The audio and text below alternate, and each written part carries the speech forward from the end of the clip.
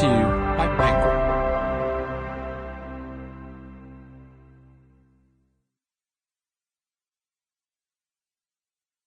Damaged Goods. The inside story of Sir Philip Green, the collapse of BHS, and the death of the High Street. Written and read by Oliver Shah. Chapter 1. Defenestration. There are times as a journalist when you step back and think, is this really happening? The morning of the 23rd of April, 2016, was one of those moments. It was a bright spring Saturday, and the King of the High Street was threatening to kill me.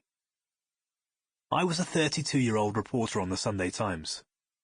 I'd spent the past year pursuing Sir Philip Green, the billionaire owner of brands such as Topshop, asking awkward questions about his sale of the department store chain BHS, once known as British Home Stores. For the token sum of £1, Green had passed the tired High Street institution and its 164 shops, heavily loss-making, riddled with asbestos, and struggling to support a huge pension liability, to a charlatan with no real business experience. Dominic Chappelle, the buyer, had turned out to be a serial bankrupt and a fantasist.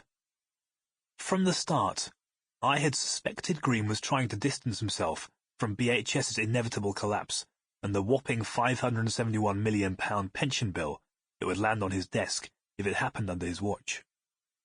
With an estimated family fortune of £3.2 billion, he could easily have afforded to make good his debt to BHS's 20,000 pension fund members. Now, little more than a year on from the sale, I caught wind that BHS was about to file for administration. The previous evening, one of my best contacts had called me as I travelled home from work. "Monday's going to be a big day for the retail industry," he teased.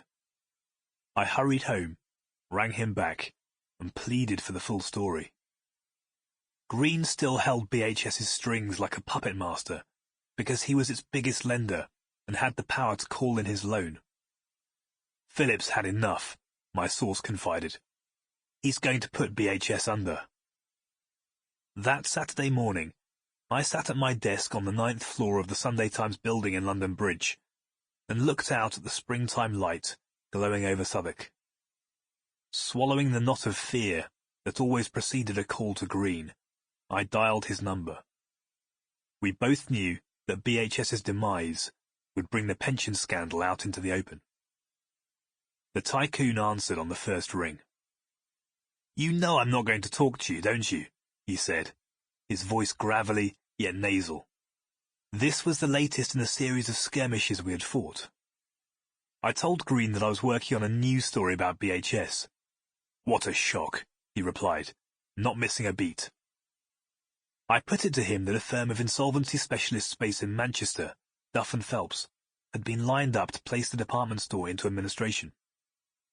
This time, there was a pause. "Incorrect," Green said.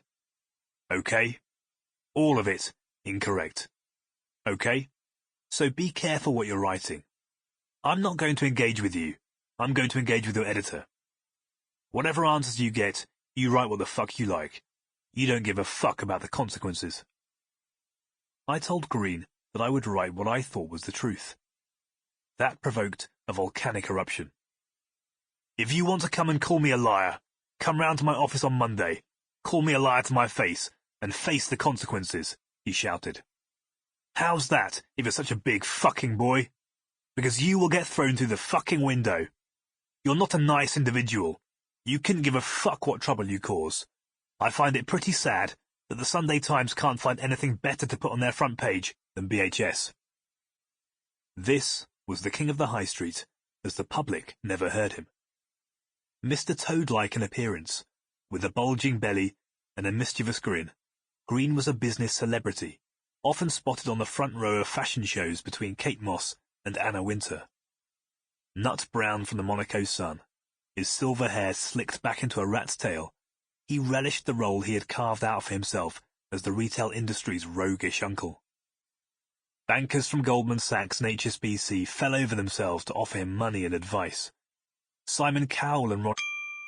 Sample complete. Ready to continue?